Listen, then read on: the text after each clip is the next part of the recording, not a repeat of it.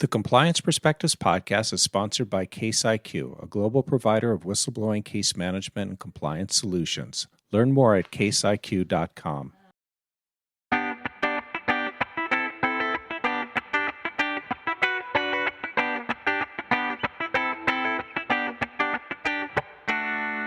Welcome to the Compliance Perspectives podcast. I'm Adam Turtletop from the Society of Corporate Compliance and Ethics in Healthcare Compliance Association.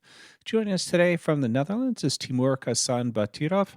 Timur is a compliance officer and a part of a compliance and business ethics association in the emerging markets in former Soviet Central Asia.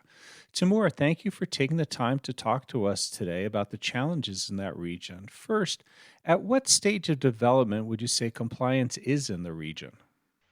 Hello, Adam. Hello, everyone. Thank you for having me today. And when we're talking about Central Asia to start with, I would probably need to say that it's a kind of new definition of that part of the world. So when we're talking about Central Asia, we are primarily thinking about 5 countries, which are Uzbekistan, Kazakhstan, Kyrgyzstan, Tajikistan, and Turkmenistan. And when we're talking about the stage of compliance development there, we might find something that might be in common for all those 5 jurisdictions, while some things might actually differ. Kazakhstan is the most developed country there, and there we see that compliance gaining traction in large companies, primarily in oil and gas. And you know, Adam, I'm remembering the movie from 2005 called Syriana with George Clooney. He was playing the main character there, and there they were talking about corruption in Kazakhstan as well. So this was specifically about oil and gas. So big international companies which had some enforcement problems with FCPA at that part of the world started to develop compliance primarily in anti-corruption area in this country maybe 20 years ago.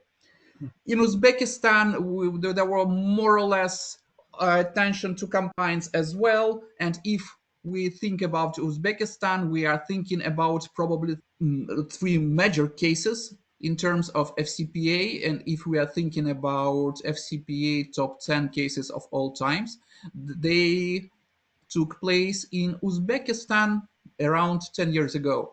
So now we see that compliance is getting more attention there just to be more attractive for the international investors.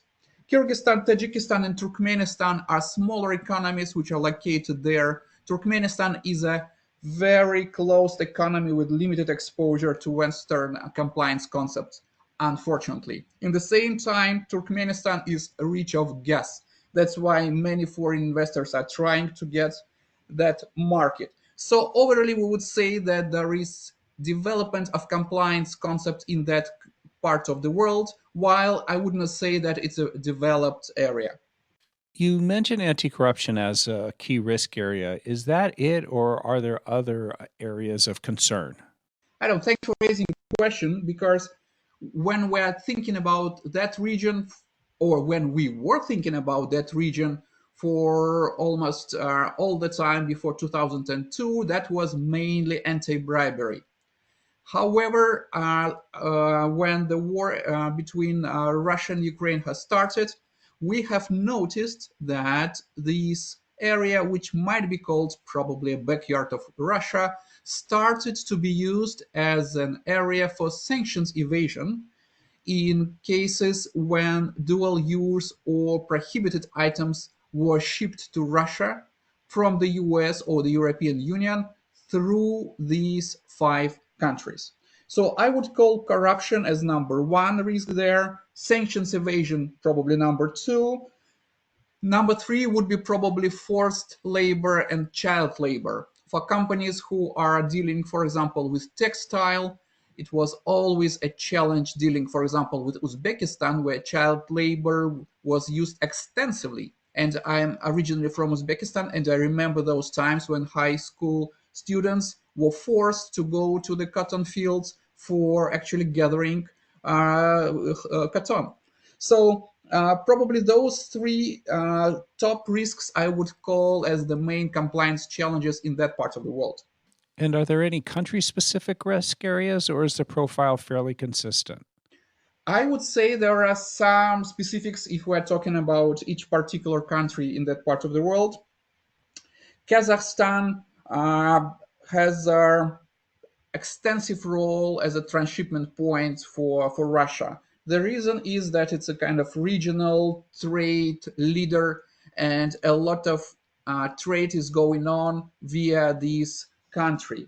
When we're talking about Uzbekistan, what we have seen, it was a rapid privatization, very opaque ownership structures, insider connections. So I can recollect there was stories, that kind of European or American company was participating in the privatization, while apparently it was the company that was owned by the local politically exposed person who used these foreign companies as a shell companies.